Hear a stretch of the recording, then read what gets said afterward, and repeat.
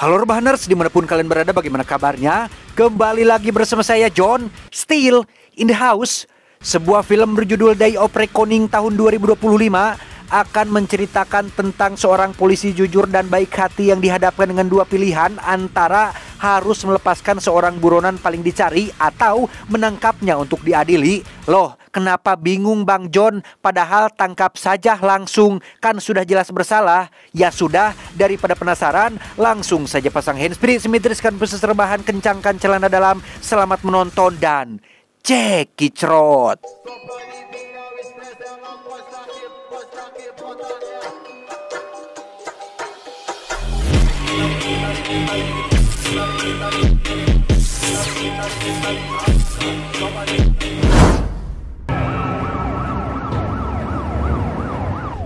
Identify gunman as Billy Smith.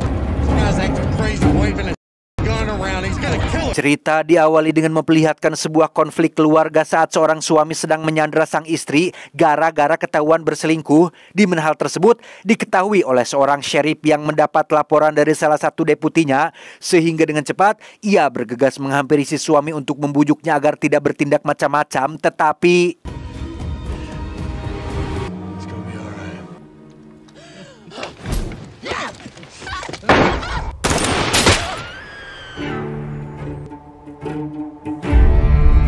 dan kisah akan berfokus pada seorang sheriff jujur bernama John. Setelah lelah seharian bertugas, ia tak sengaja ketiduran di sofa dan dibangunkan oleh sang istri yang bernama Laura akibat mendengar suara ribut-ribut di luar.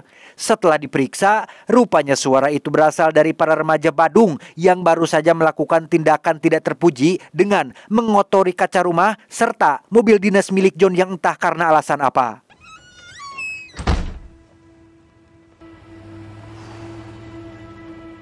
Keesokan paginya, John terlihat baru tiba di kantor kepolisian Burham dan langsung disambut oleh Danny, rekan kerja sekaligus orang yang paling dekat dengan keluarganya.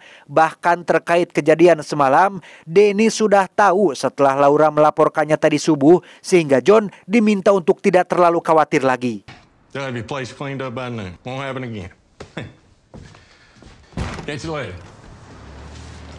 Beralih ke daerah Tipton, Alabama, kita akan diperlihatkan dengan 3 pemotor memasuki sebuah bank untuk melakukan perampokan, di mana si ketua yang bernama Kyle tidak segan-segan melakukan tindak kekerasan pada siapa saja yang melawan, seperti yang terjadi pada si petugas parkir ini.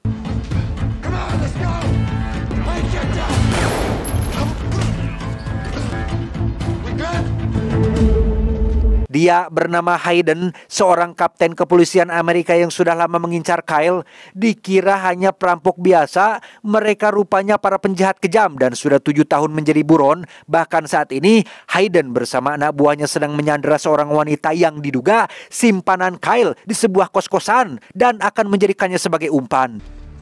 Don't screw up. Yes, sir. That ain't funny. Sementara si anak buah yang masih magang disuruh menjaganya, Hayden akan bergabung dengan tim lapangan untuk melakukan penangkapan. Dan benar saja, tak lama datanglah 2 anak buah Kyle yang bermaksud untuk menjemput si wanita. Bukannya ngajedok di kamar dan menunggu aba-aba, si anak magang justru malah pergi melihat dari balik jendela sehingga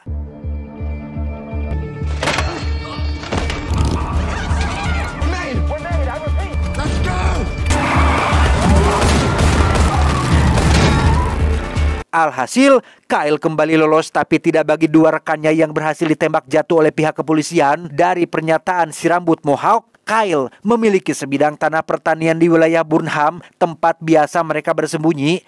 Tak ingin kehilangan jejak untuk kesekian kalinya, Hayden langsung menyuruh anak buahnya untuk bersiap. We can catch him. We can beat him there. We can't take these cops to Burnham. Motor yang Kyle kendarai pun mengalami mogok akibat beberapa tembakan yang sempat Hayden layangkan. Beruntung ada sesama pengendara moge dengan baik hati mau memperbaiki motornya.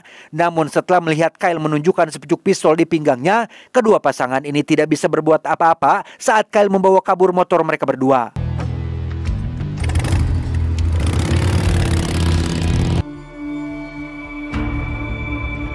Akibat mogok yang dialami, Hayden dan anak buah akhirnya tiba lebih dulu di lokasi pertanian. Menyadari ada sesuatu yang tidak beres, Emily alias istri Kyle pun langsung menghentikan kincir angin entah untuk apa tujuannya, tepat saat Hayden baru turun dari mobil.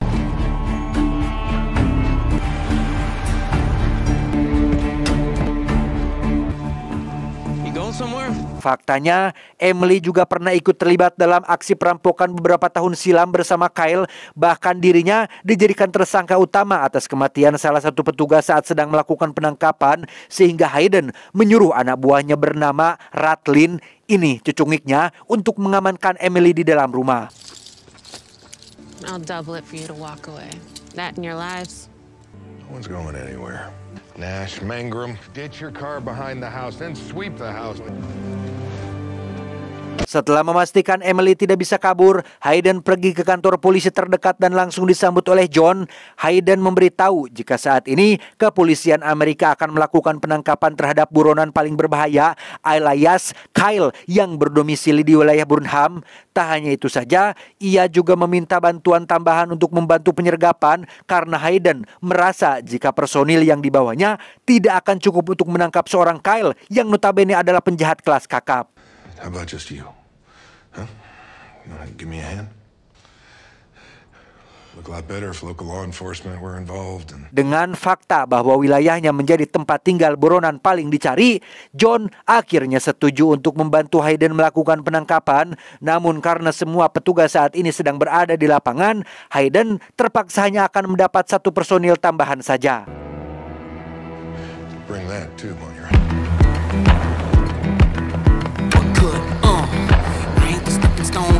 Setibanya mereka berdua di lokasi, John dikejutkan dengan kelakuan Ratlin yang sedang melakukan perbuatan tidak senonoh pada Emily. Bukannya berhenti setelah ditegur, Ratlin justru malah menunjukkan lencana polisinya sebagai simbol bahwa ia bebas melakukan apa saja termasuk menggadabah Emily. Sehingga sudah jelas jika si Ratlin kehead ini adalah satu dari sekian oknum yang menyalahgunakan jabatan demi kepentingan pribadi.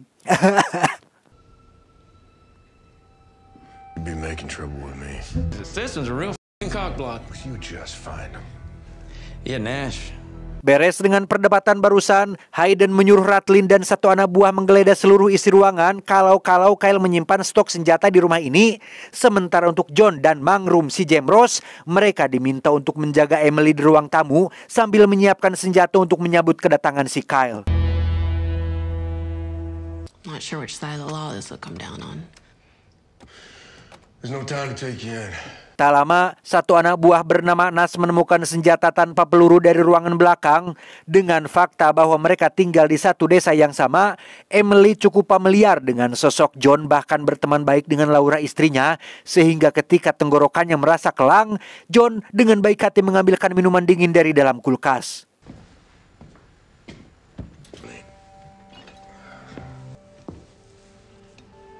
Thank you.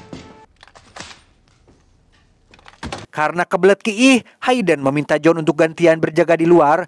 Merasa ini akan jadi hari yang panjang, ia memberitahu Laura jika mungkin akan pulang terlambat.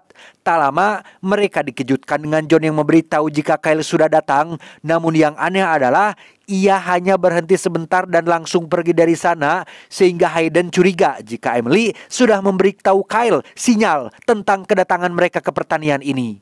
Did he see you? No, he's still too far out. Sniffed us out again.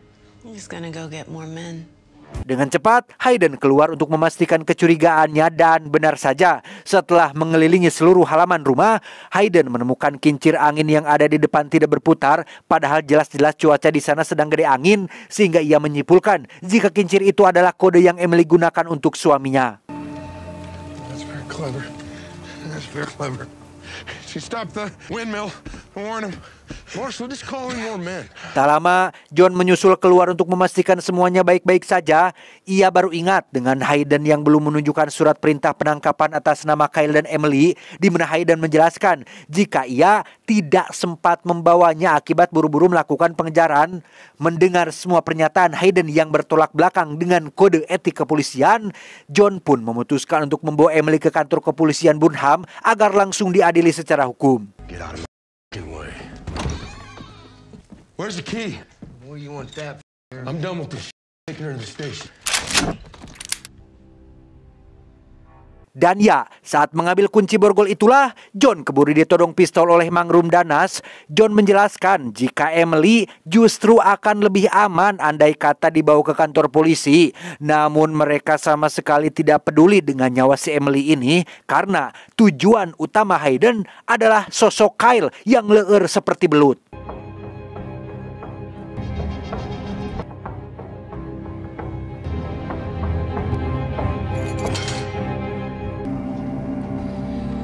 Kyle sendiri baru tiba di sebuah tempat jagal dan langsung melempar sekantong uang untuk meminta bantuan dari teman lamanya. Namun, alih-alih memanggil seteman lama, dirinya justru harus mendapat perlakuan tidak menyenangkan dari mereka, yaitu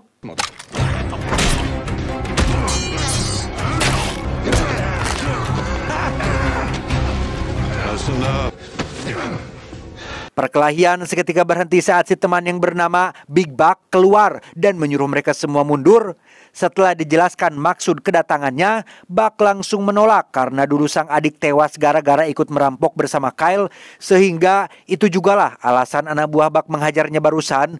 Namun mengetahui jika polisi yang Kyle hadapi saat ini adalah Hayden alias orang yang sudah menembak sang adik, Buck langsung setuju untuk membantunya. Shot in the back, right? Hayden. Yeah, that's right. Maybe a day of reckoning for you and me both. Ketika Nas dan Mangrum sibuk menutup semua jendela, Emily meminta John mengantarnya ke toilet karena kebelet ingin kehampangan. Yang ketika mereka akan kembali ke ruang tamu, Emily mulai mengacaukan mental John dengan mengatakan bahwa ia pernah memergoki Laura sang istri berselingkuh dengan Danny rekan sekantornya. Entah benar atau tidak, tapi John tetap pada keyakinannya jika Laura istrinya bukan wanita murahan seperti yang Emily ceritakan.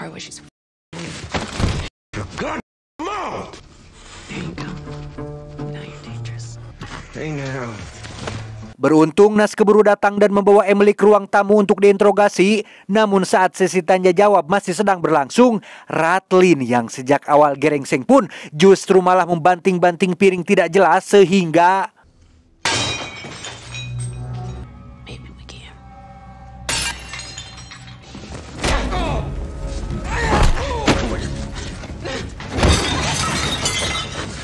saat akan dihabisi itulah, Emily kembali mempengaruhi Ratlin dengan cara menggodanya agar bertindak seperti pria jantan. Tak ingin menyia-nyiakan kesempatan sekali seumur hidup, Ratlin akhirnya terpengaruh dan akan melakukan penggadabahan tanpa sadar jika Emily diam-diam sudah memegang pecahan piring untuk membunuhnya.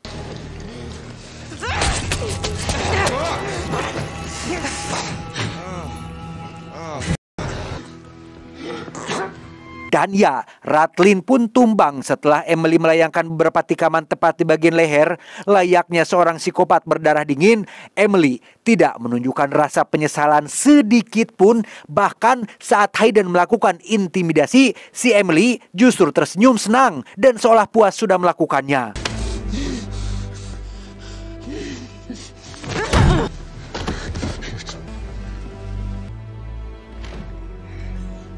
Setelah mendagorkan kepalanya sampai pingsan, Hayden menyuruh Nas dan Mangrum berjaga di luar. Sementara untuk John, ia akan menjaga Emily di lantai atas. Dan disinilah Emily akhirnya jujur tentang alasan dirinya yang sudah membunuh petugas kepolisian, bahwa beberapa tahun lalu saat melakukan perampokan terjadi baku tembak antara Hayden dan Kyle di sebuah tempat umum.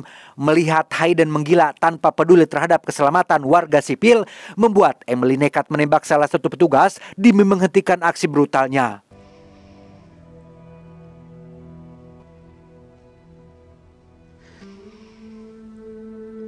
Entah cerita si Emily ini beneran atau tidak, hal itu cukup membuat John simpati dan mengobati luka bekas pecahan piring di dampal lengannya. Alih-alih mengucapkan terima kasih, si Emily justru malah menyerang John saat sedang lengah sehingga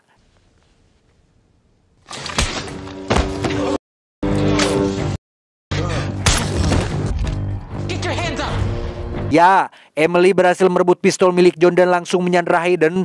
Hal itu tak berlangsung lama setelah Nas dan Mangrum masuk ke dalam untuk membantu. Tak ingin mengambil resiko terburuk, Hayden langsung menyuruh mereka menjatuhkan senjatanya dan membiarkan Emily pergi dari rumah ini.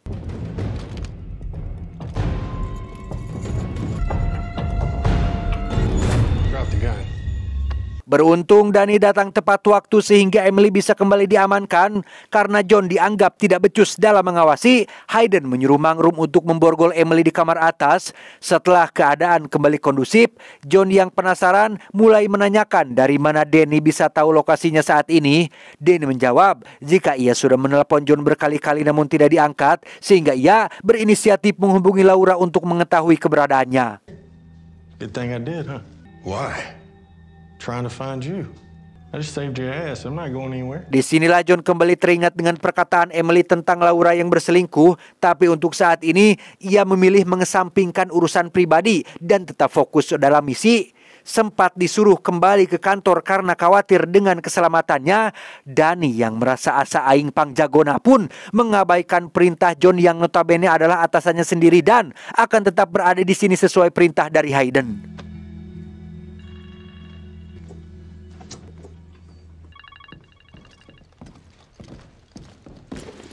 Tak lama, mereka mendengar dering telepon milik Emily yang ternyata berasal dari Kyle. Dengan fakta bahwa Hayden tidak pernah setengah-setengah dalam bertindak, Kyle langsung menyusun rencana untuk segera melakukan penyerangan. Bahkan Big Buck yang punya dendam pribadi pun dengan senang hati akan memberikan kembali semua uang dari Kyle bagi siapa saja yang bisa membawa kepala Hayden dalam tas ini. This money's yours. Karena tidak mungkin melawan pasukan Kyle dengan personil yang sedikit, Hayden meminta John mendatangkan beberapa sheriff lagi untuk membantu. Namun karena semua personil masih bertugas di lapangan, Danny yang tanpa sepengetahuan semua orang pun diam-diam menelepon teman berburunya untuk datang kemari dengan iming-iming imbalan yang tidak main-main.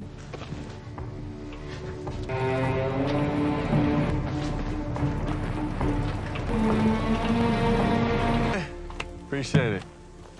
Bukannya dibubarkan, Hayden malah menyuruh mereka masuk dan berjaga di pintu belakang.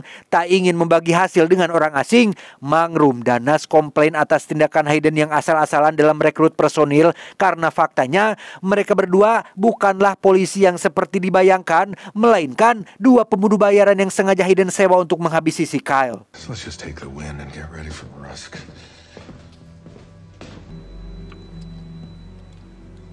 Merasa kesepakatan ini tidak akan berjalan mulus, Nas menelepon seseorang untuk menjemputnya. Entah siapa orang itu. John yang melihat gelagat mencurigakan pun memutuskan untuk mengumpulkan ponsel semua orang yang ada di rumah dengan alasan agar kejadian seperti Danny tidak terulang lagi. Yeah. Thank you. Thank you.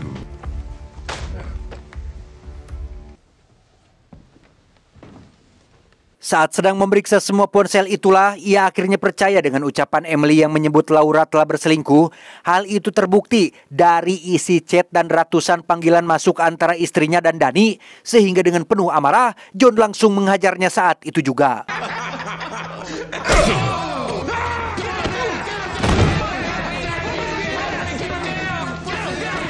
Tanpa semua orang sadari, Mangrum dan Nas diam-diam menyelinap ke ruang belakang untuk membawa si Emily pergi dari sini. Di mana Hayden yang mengetahui hal itu pun langsung mengajak semua orang untuk melakukan pengejaran dan inilah yang terjadi.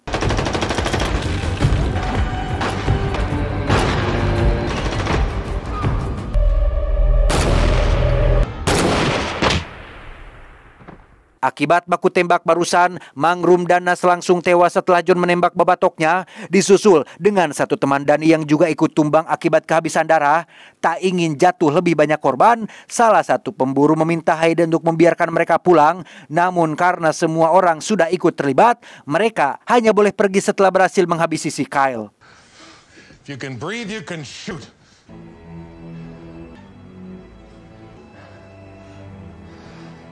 Di sana, John kembali menghampiri Emily dan menjelaskan jika apa yang dikatakannya tentang Laura adalah benar. Di tengah perbincangan yang sedang berlangsung, ia mendapat telepon dari istrinya yang menanyakan kabar dirinya dan Danny. Namun karena John telah mengetahui perselingkuhan mereka, ia langsung menceraikannya saat itu juga. Is he okay? Have your shit out of the house. Tak lama, John mendengar ribut-ribut antara Hayden dan Danny mengenai teman-temannya yang saat ini merasa ketakutan. Ditambah ada satu teman yang sedang sekarat sehingga John meminta Hayden untuk membiarkan mereka pergi daripada menjadi beban dalam pertempuran nanti.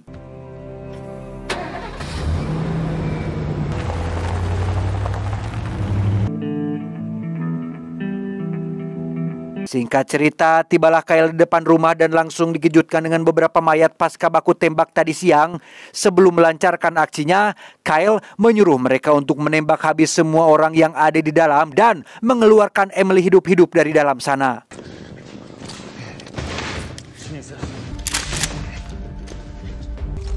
Somebody should cover the back door.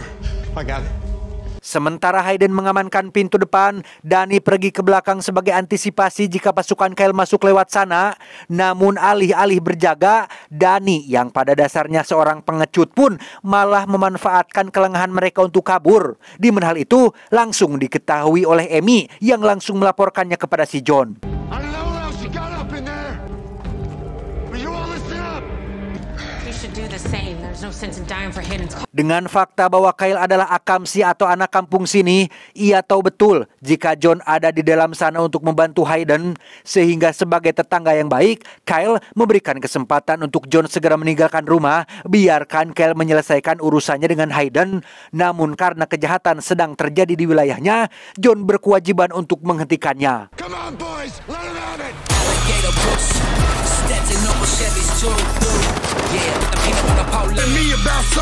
Dan ya, baku tembak pun pecah dengan John yang terkena tembakan di bagian bahu, disusul dengan beberapa penjahat yang mulai merangsak masuk tapi berhasil dicegah oleh Hayden. Sementara John mengurusi sisanya, Hayden akan pergi ke gudang kapas untuk memancing Kyle ke sana, tepat saat satu penjahat turun dari tangga atas.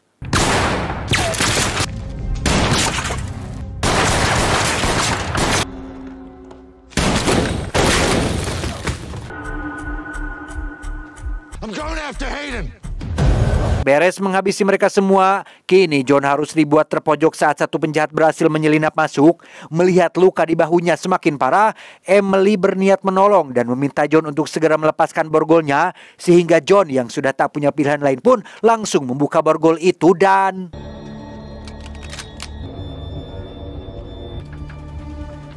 Hey, you mind helping me out here?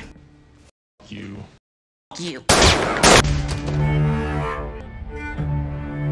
Beralih ke gudang kapas saat Kyle dan Hayden masih sedang baku tembak. Meski usianya sudah tidak muda lagi, Hayden masih terlihat lincah menghindari serangan demi serangan. Bahkan Kyle tampak kesulitan karena Hayden terus bersembunyi di balik tumpukan kapas dan...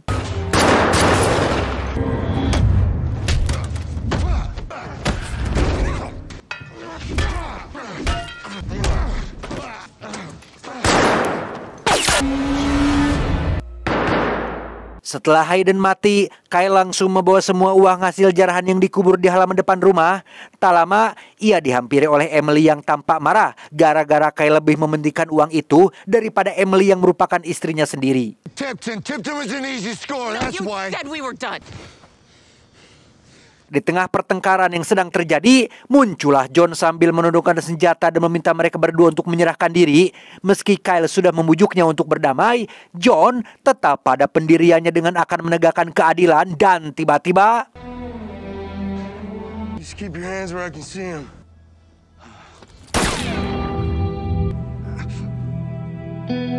Ya, Emily nekat menghabisi suaminya sendiri demi mengakhiri semua kekacauan ini. Tak lama, muncullah Hayden yang ternyata masih hidup setelah tembakan tadi hanya mengenai lencananya. Yang karena tidak ridho melihat Emily masih hidup, Hayden pun bermaksud untuk menghabisinya, tetapi...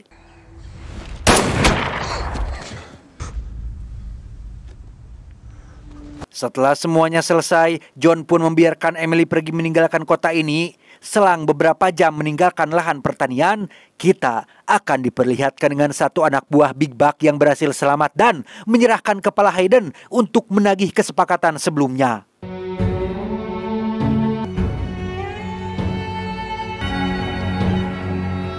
Tamat ending yang sangat membagongkan.